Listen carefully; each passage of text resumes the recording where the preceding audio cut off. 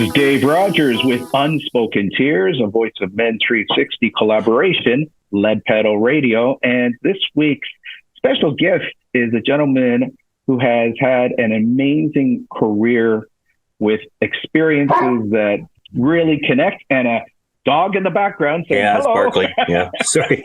That's all right. We're actually really thrilled to have an opportunity today to talk to Dave Tsubouchi, Canadian-born, Japanese descent, somebody who has worked in government, has raised his professional and personal life to a point where not only went through the legal process of becoming a lawyer from Osgoode, York University grad, has continued on into politics, representing Markham, representing a number of the positions in the cabinet here in Ontario, has gone on to be a major contributor of equality issues, of making life better here in Canada for all races, has embraced some of the traumas of being a Nisei, second generation Japanese, to contribute. Actually, I'm a Sansei, third generation.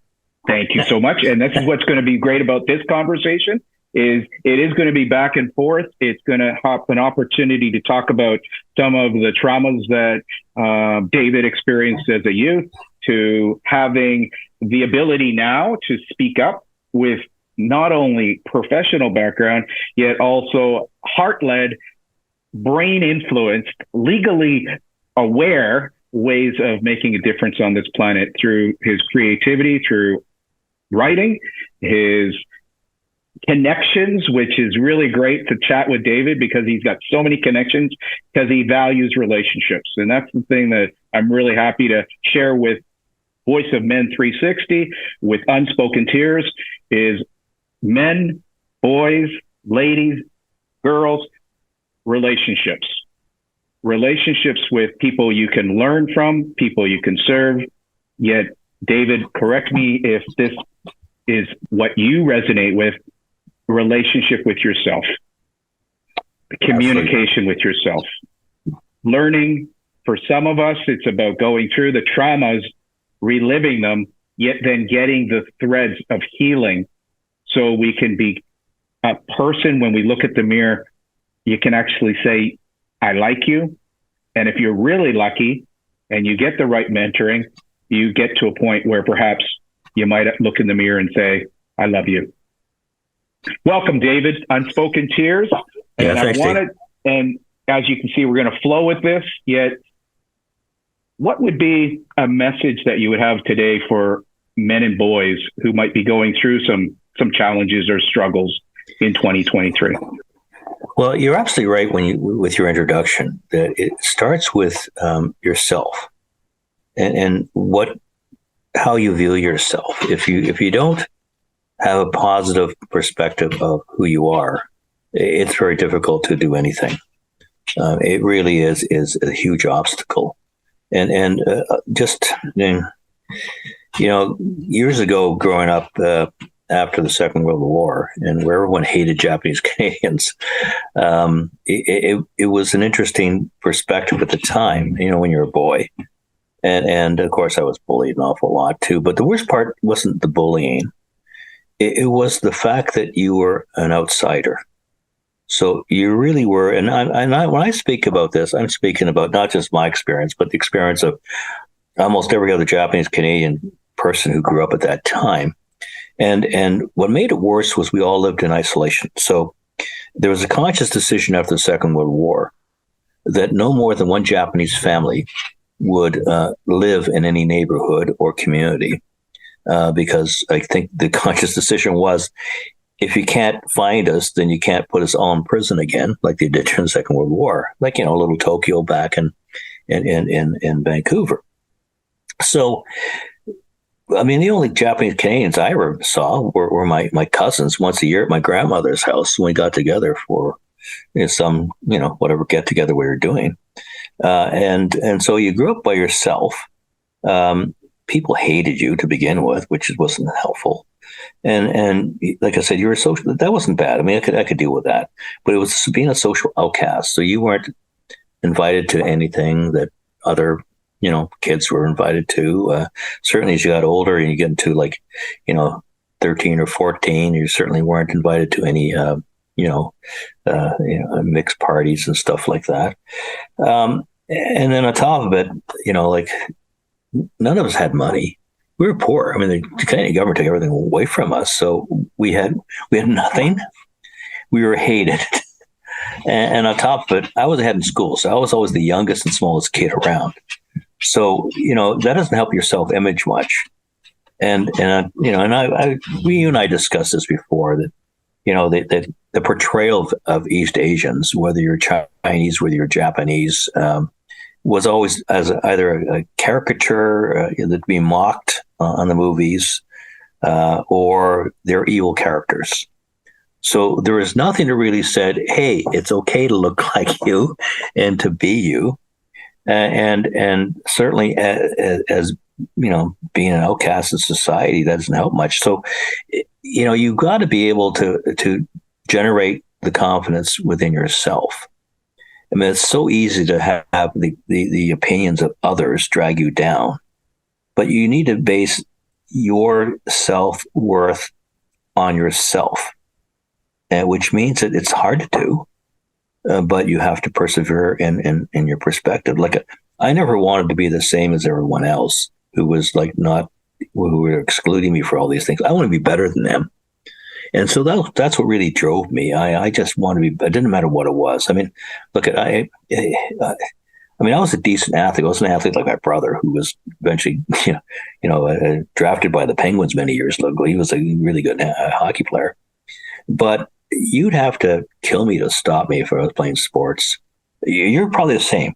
And, just the determination, and whether it was that, whether it was school, marks, I was, and that's what a lot of my generation were. We were overachievers. And we came to this conclusion separately and apart, which is really remarkable. I look at some of my friends who have been highly successful people. Bill Hattanaka, who was the CEO and chair of TD Waterhouse, who also actually he's one of the people we're actually celebrating this year in the Sakura Gala. We're doing we're doing Vicky Sunahara as well. We're doing some of our generational athletes, and Bill, highly successful in business. But I always say his claim to fame was, at his time when he was playing for the Ottawa Rough Riders, he scored the longest touchdown from a punt in Grey Cup history at that time. So, but again, overachievers. Like all my friends who were Japanese Canadians were just that, and we came to that conclusion separately. And was it easy? No, but it also tells you you've got to drive yourself from within here. That's where your motivation has to come from. And it's not easy to have, especially when, believe me, people look at you and you say, "Well, look at you doing all this stuff." Well, you know what? My career is not like that. We've had a lot of this stuff going on too, right? Yeah, roller coaster.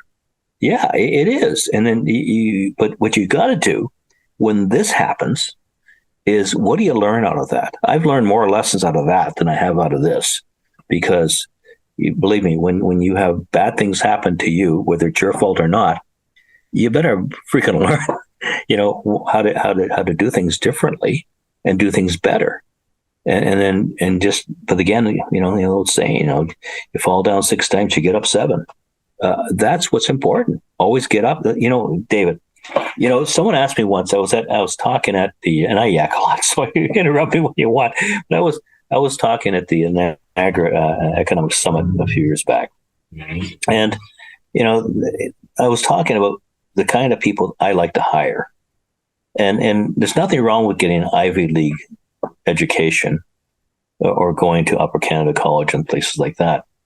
But I always like the underdogs, because the underdogs knew how to get back up again when they get knocked down. And again, why did I go to York University? Why did I go to Osgoode Hall? It was because the parking was cheaper.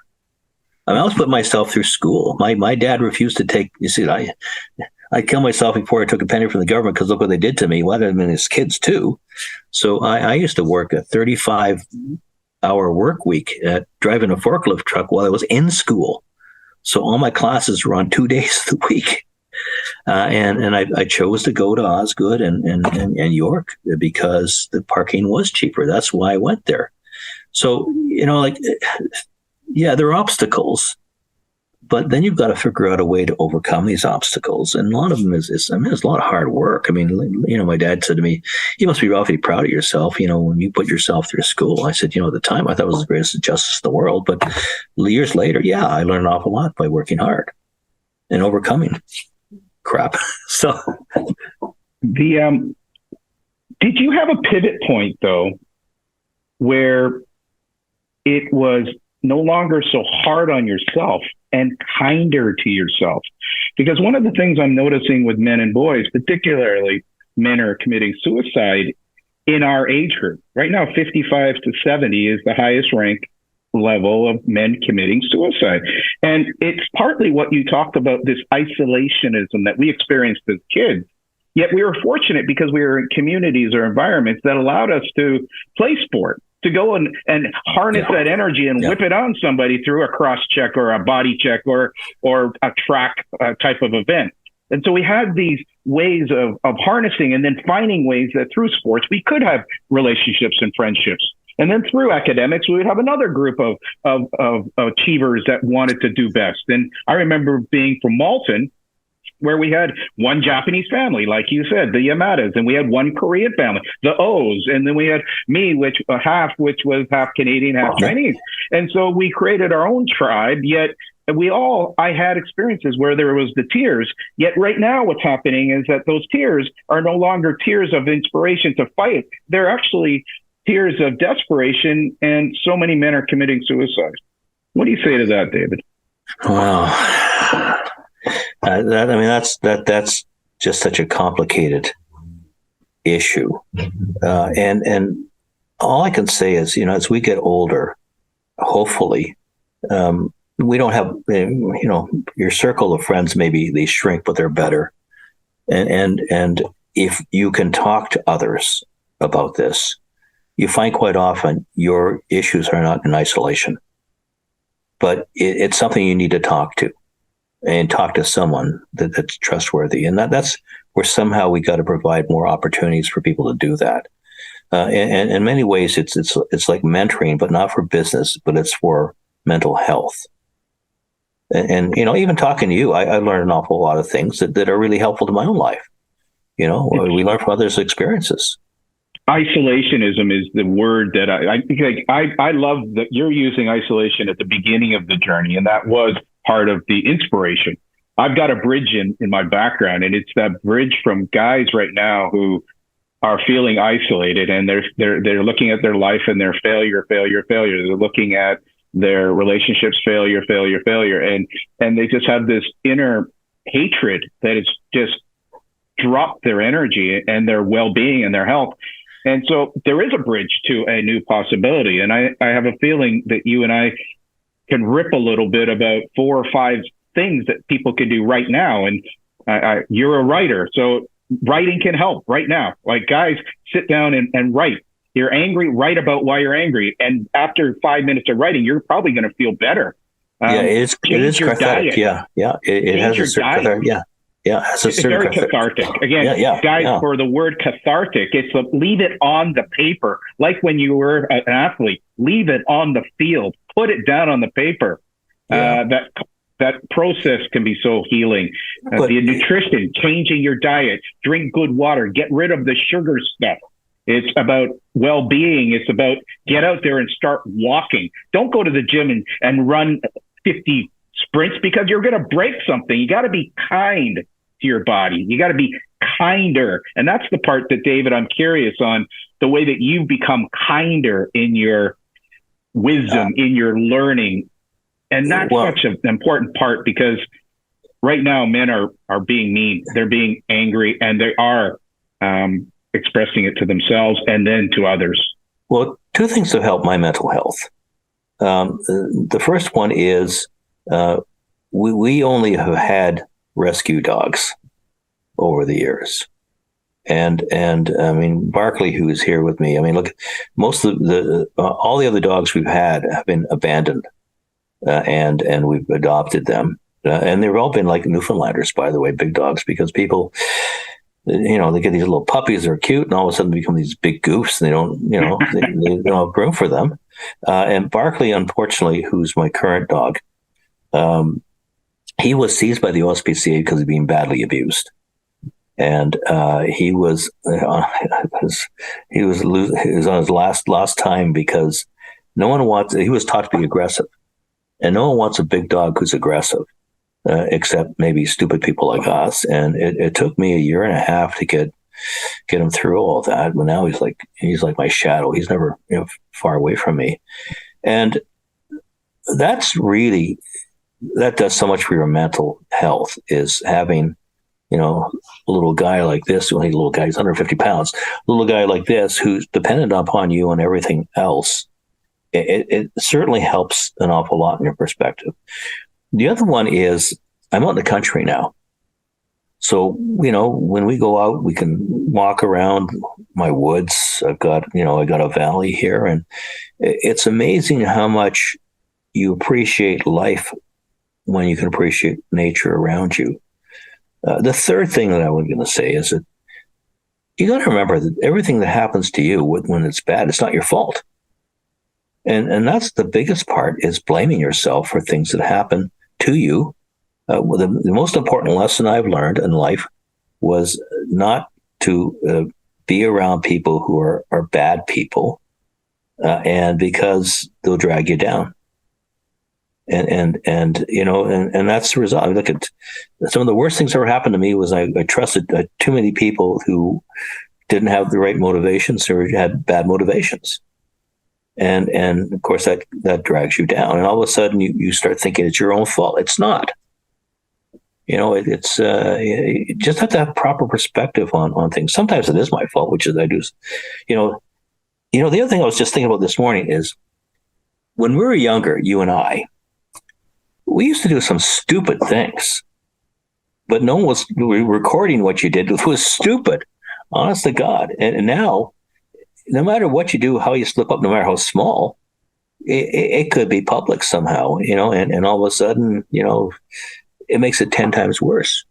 It's not because it's more because it's repeated so much that, and all of a sudden, you've got a mental crisis because of technology. So life's tougher now. It really is. It's like I said, believe me, I've done some awful stupid things when I was young, but no one around with a phone to record it. I had a funeral I went to last week, and it was from a friend of mine. We've been friends since age 7. So we've been friends for over 50 years. I was away for 30 years, and when I came back, we connected again and became super friends throughout COVID. His mom passed over last week. Yeah. And I've been working with him for the last 3 years, actually, on this idea of being present and being grateful and living every day with grateful. And he became a caregiver like I've been doing for the last couple of years. And it was such an amazing experience to go through the funeral because we were at the church and we got to experience sadness and sorrow. The granddaughters particularly had a bit of a breakdown at the pulpit. It was beautiful because they went and helped each other, as the grandmother would have done. And so we went from sadness and sorrow to celebration in about 90 minutes. And it was just so beautiful. And it was one of those things that's a message that I want to share with people, is that when you have a valley, when you have a failure, when you lose something, go and be a student of grief. Go and study grief.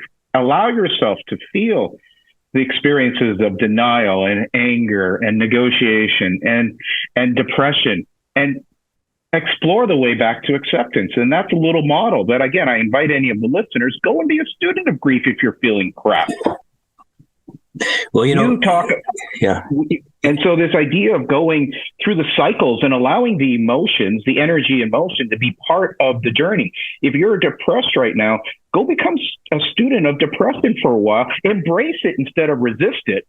And then you will step through it instead of feeling that you're controlled by it. And so that's, again, you're sharing what's great. Nature is one of the greatest teachers. Breathing deep, moving. It's such a key component to allowing life force to flow through you instead of perhaps crap flowing through you, which is what happens if you don't move. Right. You make a good point, though, in terms of funerals. I've always viewed them as let's try to celebrate what was great about the person and remember all the good things that the person has done. And I think that's important for us to have a perspective. And what has been the positive impact of that person on whether it's your life or someone else's lives. And if we view it that way, it does convert a lot of the sadness into a bit of a joy. I mean, look at the Irish have a good idea about wakes. Have a drink and let's celebrate this person's life. As opposed to, like I know when my grandmother died years ago. I mean, probably with Buddhism, as you keep on going back with them, it's, services and services, a million services after someone dies. And that's every religion celebrates differently, but I kind of like the Irish. Maybe I was Irish in another life sometime. Your point about going back and today that it is tougher because everything is on video, and that was an ironic component of the wake that we were at, because I met some friends that when we were 14, and what we did when we were 14, we would be in big trouble these days. And I was joking about it because it was the guys that I started drinking with when I was 14 or 15. And one of the guys just says, "Oh, I better not bring you around my kids. I don't want them to know all these things that I used to do." I go, you ought to be celebrating those things you do, and you should be encouraging your kids to have those experiences to discuss with you instead of being afraid of it. And it was a bit of a nice banter. Yet it's a different world, certainly a world where communication and conversation and shutting down people's thoughts and feelings is something that we're finding challenging for men. First of all, getting men out of their cave where they're stuck right now and having heartfelt conversations in a safe space where they can say whatever they want or feel without the fear that they are going to be attacked for a feeling, an experience. We've got to reconnect our ability to speak with our mouth and our heart and our experiences, and whatever we say, it starts a new creation also. And not be mocked for saying these things, and not be mocked for expressing your feelings. And, rather than, hold it in like John Wayne but like that's just not the reality today. And I mean, I look at the world today and holy crap, there's so much stuff to worry about, and whether it's, Ukraine or whether it's inflation and whether all these things. And you have to look at the pressure on ordinary families that you're just trying to make ends meet. I mean, that's a lot of pressure on you if you got your family there too. And employment and all kinds of stuff. I mean, it's not that there weren't issues back when we were young. I mean, look at the Cuban crisis, a nuclear war or something, Nixon, all this stuff. But because you see everything so clearly, instantaneously around the world, you can see that there's a lot of negative stuff around you. And that piles on as well. You might not think so, but your environment does impact you as well. And not just simply your own personal experiences, but you've got this around you now, which is you. And then you've got this. And if it's all bad, then, it creates a lot more pressure on people today. It gets me to another point, since we're putting together a bit of a list of things that men can start to do. Another one would be, if you are on social media 24/7, detox. Get yourself off social media and go and enjoy nature without any technology. Or, again, what I've been doing is I've been bringing my phone, but taking pictures. Yeah. And allowing the creative part of taking pictures and maybe putting a quote on it or a poem on it. Allowing a whole new creativity with the writing, with the painting, to connect to how I'm feeling. And what's been really therapeutic in it is it's a new way that helps me release those traumas when I was 7 and 8 years old. And I have a feeling you might have had an experience where a teacher might say, you've got no artistic ability, or a parent might have said, you're tone deaf. And so we turned it off because it was shameful. It was embarrassing. And so, guys, we're inviting you also to explore the shame and embarrassment that might be persisting from age 5 or 6. yet it festers like a cancer or festers like a dis-ease. And if you can poke it, you can prod it, you can play with it, you can release it. And what is life like, David, for you when you released some of the old dramas or old records that were just beating the hell out of you? What can you share a story of something like that? It may have came from Gambate. Well, I mean, I'm the good thing for me now is I'm getting old. So when you get old, you don't give a shit about a lot of stuff. So you kind of express yourself the way you want to, because I don't really care. So if someone asks me something, I'll be very honest with them. That's why people keep on asking me to do stuff in business, because I'm not worried about my career. I'll just try to do the right thing. But I mean, stuff, no matter what, is going to be in the back of your head, no matter what you have. It's how you deal with this stuff that it's, I mean, no matter what, there's things you think about that happened to you years ago, and it's hard to let go of them. But again, as you say, you need to talk about them. Number one, that's very important. Find different outlets too. So, I mean, you were just talking. I said, I've got a suet feeder just outside my kitchen window, and I've got a couple of big bird feeders. And as stupid as it sounds, it gives me a great amount of joy to see the birds that are coming to around there. I got a little woodpecker, downy woodpecker, comes to the suet feeder, and he just it's like 2 inches away from him. I'm watching this little woodpecker, or cardinals that come around, something that took me a lot of patience to do years ago was we had a lot of chickadees around here. And so I thought, well, let's try something. So this is the winter time. So I go out and sit down in a chair in the winter time, and I put like a bunch of birdseed in my hand and just sit perfectly still. And of course, they kind of flew at me and around me and stuff like that. And finally, one of them landed on my head. And then they start landing in my hand. They start eating out of my hand. And so to make things even more difficult, I decided I'm going to sit there with this and with my phone in the other hand like this, just start still trying to get a video of this stuff. And sometimes it takes a half an hour to do this, but I did. And so, yeah, did I waste a half an hour? Well, not really. I mean, I got a chickadee that ate out of my hand, and you would be surprised at how much joy, the accomplishment that is to have something like that happen to you. And as you say, it's the nature part of things, or just something that gives you like pleasure doing. I like to cook. I mean, I do like about 99% of the cooking in my house. And, my first job, I was a short order cook at the Tam O'Shanter Golf and Country Club when I was 15. I lied about my age and the fact I could cook. That's how I learned to cook. I love to cook. And so when you cook, it is creative too. And it makes me feel good. So find things that make you feel good.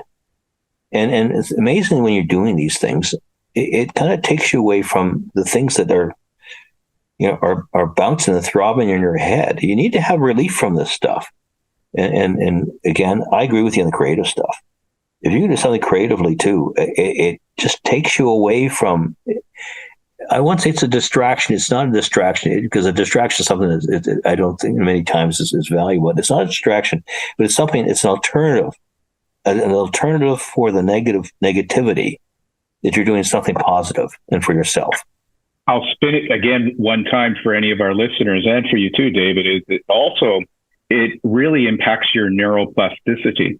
And so when you do something that has a challenge, it then releases the dopamine. And when you succeed like that, then it releases the serotonin.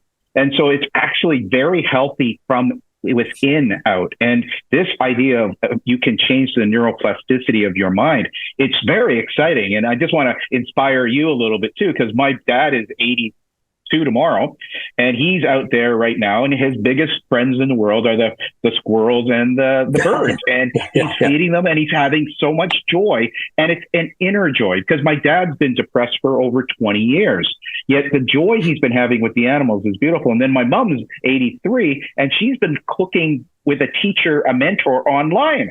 And so she's not only a great cook, but she's taken her cooking to a whole new level by becoming a patron of an online cooking guy who is 85 years old, and he's teaching people all around the world. So this idea of continually looking for ways to learn, to express, and I wanted to pick up on that other thing. Go find some things, folks, guys particularly, that you can learn, you can grow, and you might actually find ways to be service to others.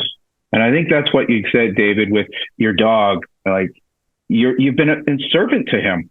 The animals that you're feeding, you're being a servant to them. And that's the next stage of our life of being servant leaders. Is there a pushback or a thought that you have about being in the realm of the elders? I loved what Richard Branson did with Nelson Mandela and Desmond Tutu and Jimmy Carter. He really put elders up on a new way of looking at aged with wisdom, as opposed to aged as a waste of time and space. Yeah, and that's what the one thing that we just don't understand sometimes. An older person is like a library book that we can learn an awful lot from, and it's interesting talking to people as well. I like learning. I mean, my life is constant learning, and I like being with people who can teach me something. It's never too late to learn things. But one comment I want to make about, you were talking about social media.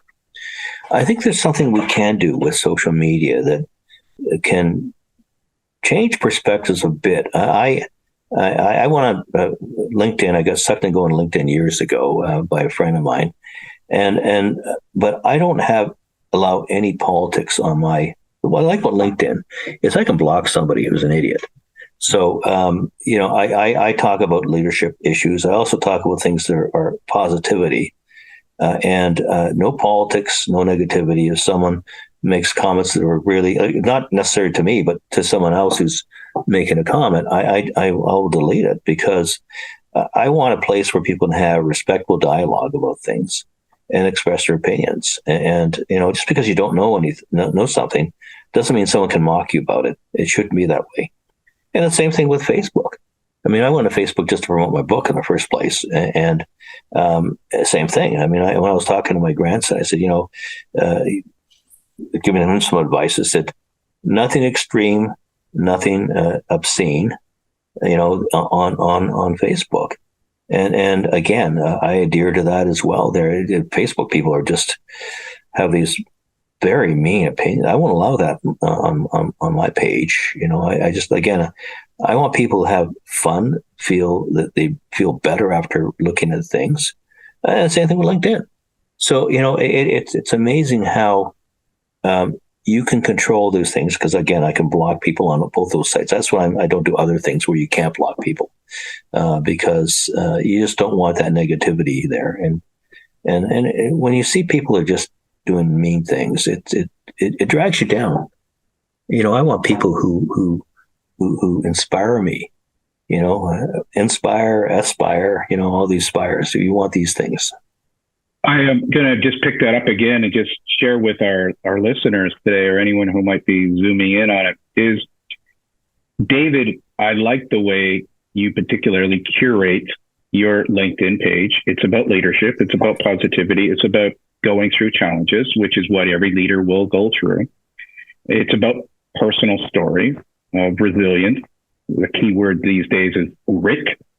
It's teaching people to have grit, because perhaps with the way that social media is contaminating and bringing toxicity into one space, you have the choice to turn off, tune out, recurate. And that's one of the things that young people are really going to have to continue to evolve and develop. And the idea here is, folks, you are the co-creator of your environment, of your universe. And if you're finding it's dragging you down and it's sucking your life force, change it. David, I just thought of something, and just one more layer that makes things worse for people today. And you will know this. Everyone knows this. the amount of disinformation that's out there and the amount of how it's amplified through technology. And so ordinary people today, I mean, you've got some folks that believe 100% of what they read in the internet. And on the other extreme, you have people who believe nothing they see on the internet, even in the presence of empirical evidence.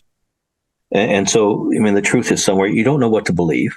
Secondly, I think people today have become disempowered, that they feel their voice is meaningless. I mean, they go on social media and say something, well, it just disappears into the ether. What value does it have? Does anyone actually listen to you? And that kind of ennui kind of puts more pressure upon yourself. So, I mean, I used to talk to a friend of mine. I should talk to him about talking to you on one of your podcasts. His name's Murray Simpson. He started a company called Citizen, CITIZN, and it's a new social media platform that is specifically there to provide people with reliable, truthful information, but also to give them a voice. And at the same time, what I liked about him was what happens to all the money they make on Facebook and LinkedIn. It goes back into Facebook and LinkedIn. And what I like about Murray is that the majority of the money, when I say majority, I mean the vast majority of the money that they'll make in that, because they'll still make with a small percentage, billions of dollars, is going to go back into the communities to help the communities. And at the same time, give proper voice. I'll connect him to you because he'd be an interesting talk. But it's this disinformation out there that is adding to the estrangement of people to their environment and to the world. So you've got your personal stuff, you've got the worldly stuff, and then you've got the disinformation. You've got three layers of pressure on you today. And no wonder people are having these difficulties coping. I am going to put you on a spot a little bit.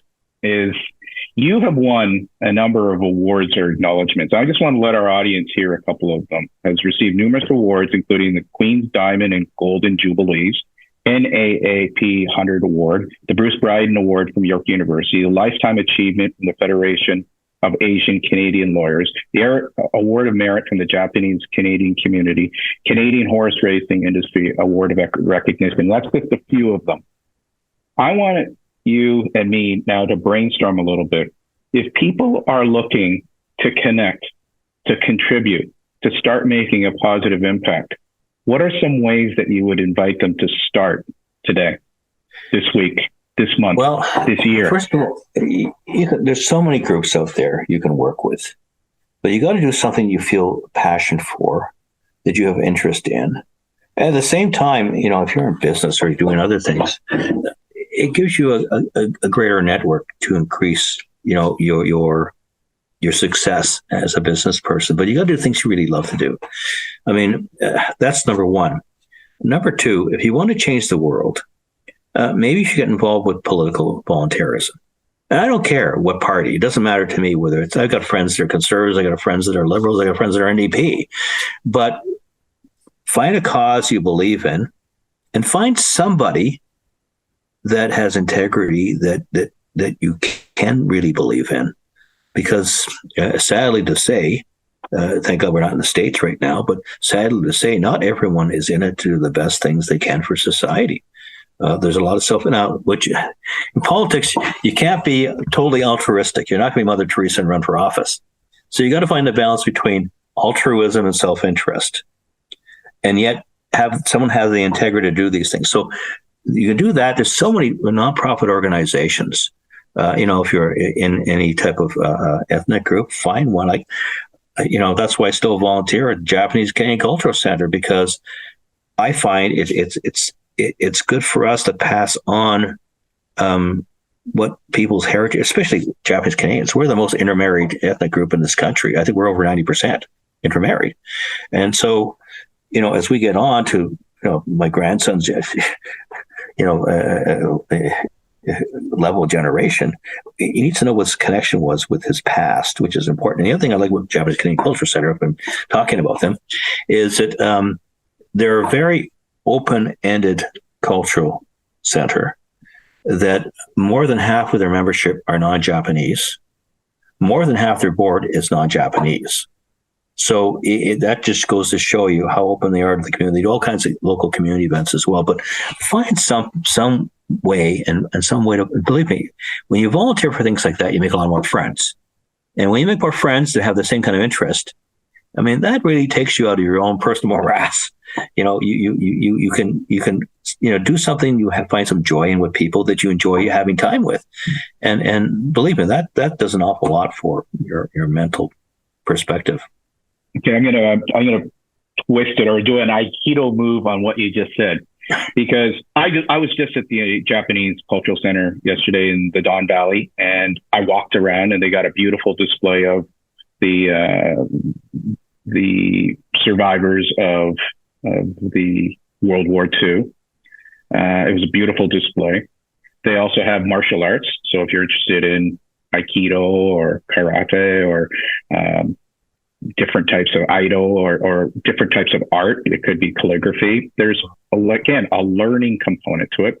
It just so happens that in 1986 or 1984, I did my Japanese class there before I went and got my, I got a scholarship to go to Japan to study in Japan, and I had to take a 10-week introductory course. I took it at the Japanese Cultural Center.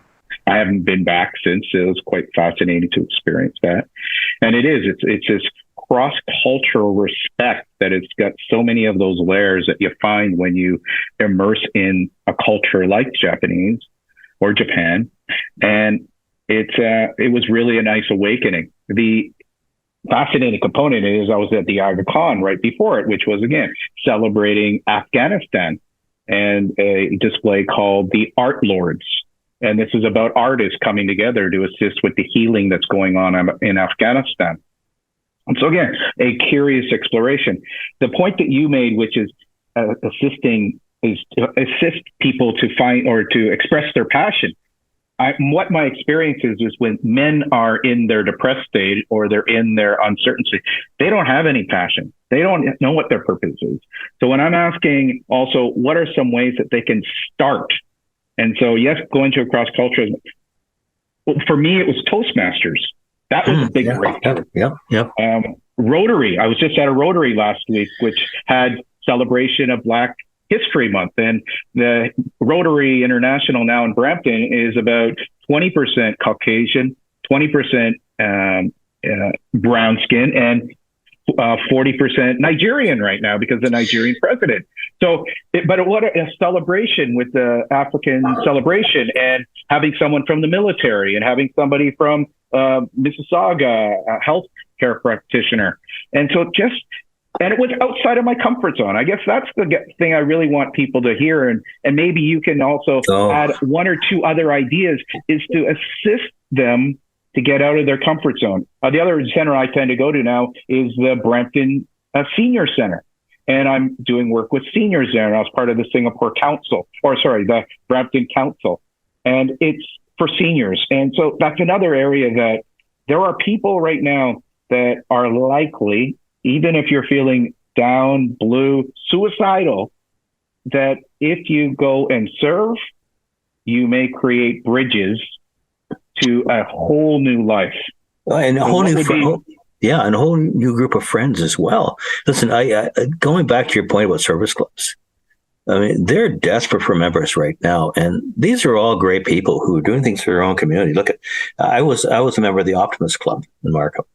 Actually, I was the president of the club at one point in time, and I was the lieutenant governor for the region at one point in time in the Optimists. And our thing was friend of youth, and we did a whole bunch of things that were good. Like we had these speech contests for kids, and I remember one of the best things we ever did was we allowed for this speech contest kids who were deaf to participate in it, and with signing, and that was something that never been done before, and it was really important to us to do things like that, and you feel good about this stuff too. But you know what? These guys are just a great bunch of guys, and again, like I said, they're desperate for members. So And then it's just simple things like, they'll have a festival in the community, and they'll have a bunch of guys that are making hot dogs and selling them and stuff like that. And you're goofing around with all the boys, cooking hot dogs or baking on a bun and stuff like that. That's a lot of fun. And you actually make a lot of friends. And believe me, there's a lot of respect for people who belong to service clubs in their communities as well. And I really like that, whether it's the Rotary Club, the Optimist Club, the Lions Club.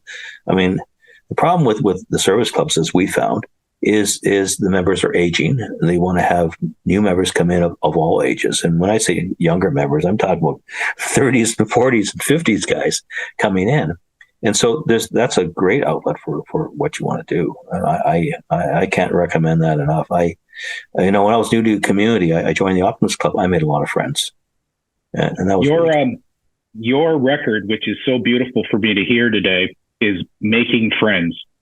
And again, it's a reflection of you and your life, David, which is so inspiring. My challenge or question to you is share with our listeners today 3 tips to actually make friends, because many of my friends who are in the cave right now, they have no friends. And so if you had to start again at 50 or 60 and you have no friends, what would be 3 things to do? Well, if I'm in a community, the first thing I look for is I would volunteer.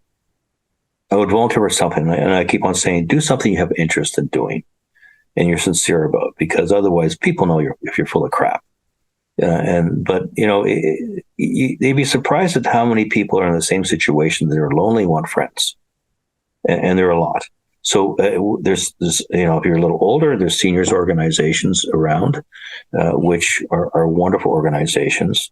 I'm trying to think of this one organization that asked me to come and speak to them now. I can't remember their name, darn it all. They're up in it'll come to me later on once we're finished. But there are all kinds of organizations around. I would contact. There's usually a community center in any place you live, or even the municipality. They'll have access to a lot of these places where you can go. That's certainly where I would start.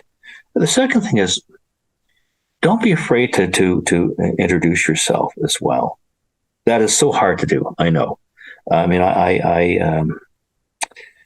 you go to some event maybe, and you don't know anybody. And the easiest thing to do is find someone who's standing by themselves and go up and say hi. And it's I know it's hard to do. I know that because at one point in time when I was with a big law firm, they asked me if I could mentor a couple of the senior associates on how to network, and again, lawyers. I mean, problem with lawyers, they'll go to some social event and they'll sit at a table and talk shop. Well, it doesn't help you much. You just wasted the whole table. You got to get up and meet people. And once you start talking to people, you should be surprised at how much someone else wanted to go up and meet somebody else, and you're just taking the chance. What's the worst that happen? They're going to be polite to you anyway, so you're going to say hi, and chit-chat a little bit and maybe move on. But you got to make the effort to do that. That's the hard part, is having enough self-confidence to do these things and to try to break the ice. I come back to the volunteer. Like when I was back in Markham, I mean, God, we used to, oh my God, I was part of the BIA. I was with the Board of Trade as well. The Optimist Club. I volunteered at the Markham Fair. I mean, there's always something you can volunteer for. With the Festival of Lights, the Santa Claus Parade. I mean, and they're desperate for people that, like, believe me, they would really bring you in and thank you for actually working with them. And all right, so let me again, David. This has been great. I really do believe this is the tip to anyone is rewind this and listen to all of the suggestions that David and I've just shared with you folks. Is that this is the type of recording that if you're feeling a little under the weather or unresourceful or depressed, if you write down some of these ideas, it could be a senior center. It could be go and learn networking. It could be rereading Dale Carnegie's How to Win Friends and Influence People. It can take be a class. Take a class. Take a class. Yeah. You could smile. You could go and get outside of your comfort zone. And there's one of my favorite phrases for 2023 is getting comfortable with the uncomfortable. So you put yourself in the situations that you feel a little tickety-tick. It says you're alive, and that's a good nervousness. Yeah. And so the senior center is one that I really invite you folks, is that it's over 55 now. So like 55, 60, 65, you got a lot of energy in you. There's a new sport. Biggest sport right now for over 55 is pickleball. So if you've never played a racket sport, pickleball might be the thing that might change your life. And so what we're doing, and David, I think your ideas are fantastic, and infusing this into the curiosity, the courage, the bravery, and the willing to serve and step forward is a wonderful way. I believe that this session really is practical for folks that might not be feeling great about themselves yet are looking to transform, transmute, and inspire change and for themselves and for others. And with that, I'm going to just ask you for one last little wisdom bit that you're really excited about or curious about to make a difference in 2023. What might that be, David? Oh, gee whiz. I'm just, I'm at the point in my age right now in my life that I just like writing books. So the problem is I still work because my wife likes still spending money. So that interferes with my creative energies, but it gives me something to look forward to. So have something that you're going to look forward to doing. That's really important to your life. You know, you need to have that. And once you have something you're looking forward to, then amazingly life will flow a lot better. That was my dog growing in the background, not me. and that's, again, that has been such a beautiful component of the conversation today, David, is your story about Barclay, about having a friend. And your friends, folks, they can be a rescue dog. They can be birds you meet out in nature. They can be people that you smile at, and you are maybe curious about being of service to other people. It could be younger, it could be older, it could be same age. That right now, I think, is one of the greatest times ever in my life to make a new friend. Yep. And thank you for bringing that into my consciousness today, and let everybody know that you and I are fairly new friends. And yet every time we've had conversations, it just seems like we've been friends for decades. And I feel the same way. Yeah. That's one of the things that might surprise our listeners today, is that you might meet people that it's like you've known them for many lives. And it might be for a day, it might be for a month, it might be for a season, or it might be for a lifetime. Yet that's what's beautiful about when you step outside of your comfort zone and look for ways to be comfortable with the uncomfortable. And take a chance and meet somebody new. Thank you very much, David. Really appreciate your time, your energy, and your wisdom. Have a great day. Great chatting with you. You take care, Dave. Bye-bye.